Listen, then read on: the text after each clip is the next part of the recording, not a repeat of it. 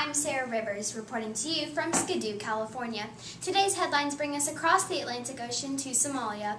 But first, let's review some basic facts about Somalia's government and economy. In 1991, leader Mohammed Siad Barre fled the country, leaving an anarchy governmental system behind. Until 2000, Somalia was politically unstable with no recognizable government. Many clans fought for power there. In 2000, a transitional federal government was created. President Abdul Hassan Salah Hassan and Prime Minister Hassan Abshir Farah rose to power and became the leaders. However, they had very little power over what the Somali citizens actually did. The government is not as lawless as before, but it still has a sense of anarchy and lack of organization in the legal system. Now to Sally for today's Somali forecast. Hi, I'm Sally Sunshine. Today is May 26, 2015, and this is your weather report.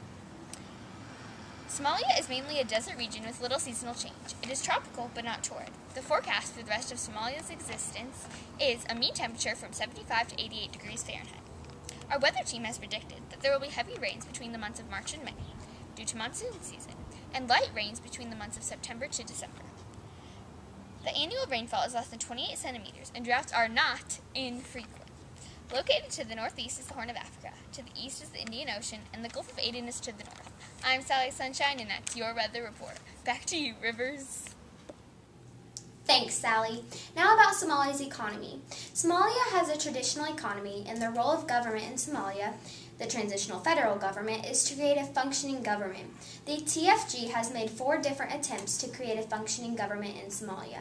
Somalia has a president and a prime minister, as I mentioned earlier, and their government is limited. The standard of living in Somalia is very low, and the per capita GDP is $45 US. The police force in Somalia, the SPF, is made of approximately 3,700 men. Since 1991, the SPF has served as the country's major civil law enforcement agency. The citizens of Somalia do have freedoms. Some of these freedoms include the right to vote, the right to run for office, and the right to write petitions. Even with all of these freedoms, Somalia faces challenges as a nation. A low literacy rate is one of them, at 37.8%. This can affect the work rate and the workforce in Somalia and causes most of their population to be uneducated. Somalia also faces poverty, hunger, violence, and war. Somalia used to be aligned with the Soviet Union until 1991 when the Soviet Union collapsed. However, Egypt is considered to be aligned with Somalia as they have promised to help rebuild the Somali military. Now to Clara Clouds with the breaking news follow-up story from late last year. Thanks, Sarah. There have recently been some Somali pirate attacks. One of them includes Paul and Rachel Chandler, who were captured earlier last year. An unidentified Somali pirate clan captured them around 2 a.m. near the Horn of Africa. Paul and Rachel were planning on taking a casual trip around Africa. They knew that there was a chance of encountering pirates, but they were comfortable enough with the stakes to take the trip anyways. They were held hostage for approximately 388 days aboard their own ship. They were recently found about a week ago by family members off the coast of Somalia.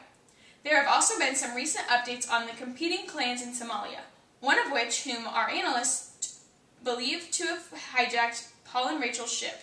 Some of these clans include Zumanka Gupur, Zuman U Gur, Zagi Bana, and Zuran Galni. Some conflicts why these clans compete are water, livestock, and camels, because of the harsh environments. Another reason for conflict is colonial legacy and military repression. Also, pride can cause issues because each clan could be ethnocentric over other clans. Now back to Sarah in the studio. Thank you, Clara. Now before we go, let's lighten up our show today. Why does it take Somali pirates forever to learn the alphabet? Because they spend years at sea. I flatter myself. Thank you so much for tuning into our show today, and have a terrific Tuesday.